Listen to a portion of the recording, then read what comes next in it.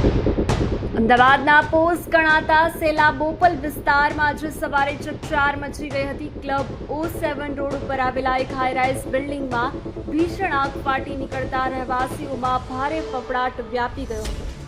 ત્રીજા માળે લાગેલી આગની જ્વાળાઓ એટલી વિકરાળ હતી કે તેના ધુમાડા છેક 15મા માળ સુધી પહોંચ્યા હતા. આ દ્રશ્યો છે સેલાની જાણીતી સ્કાય સિટી રિવેરા એલાઇટ બિલ્ડિંગના. અહીં આવેલા સી બ્લોકના ત્રીજા માળે અચાનક આગ લાગતા અફરાતફરીનો માહોલ સર્જાયો હતો. જોતજોતામાં આગે એટલું રૌદ્ર સ્વરૂપ ધારણ કર્યું કે બિલ્ડિંગના ઉપરના માળ સુધી કાળા ધુમાડાના ગોટે ગોટા છવાઈ ગયા હતા. જીવ બચાવવા માટે લોકો ઘરની બહાર દોડી આવ્યા હતા. આ ઘટનાની ગંભીરતા જોતા અમદાવાદ ફાયર બ્રિગેડની 12 જેટલી ગાડીઓ તાત્કાલિક ઘટના સ્થળે દોડી આવી હતી. ફાયર ફાઇટરોએ ભારે જહેમત અને પાણીના મારા બાદ આખરે આગ પર સંપૂર્ણ કાબુ મેળવ્યો હતો. રાહતની વાત તો એ છે કે આ ભયાનક દુર્ઘટનામાં કોઈ જાનહાનિ કે ઈજા થઈ નથી.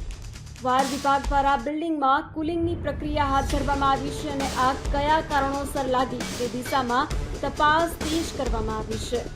હાલમાં પરિસ્થિતિ સંપૂર્ણપણે નિયંત્રણમાં છે, પરંતુ આ ઘટનાએ હાઈરાઇઝ બિલ્ડિંગમાં ફાયર સેફટીના મુદ્દાને ફરી એકવાર ચર્ચામાં લાવી દીધો છે.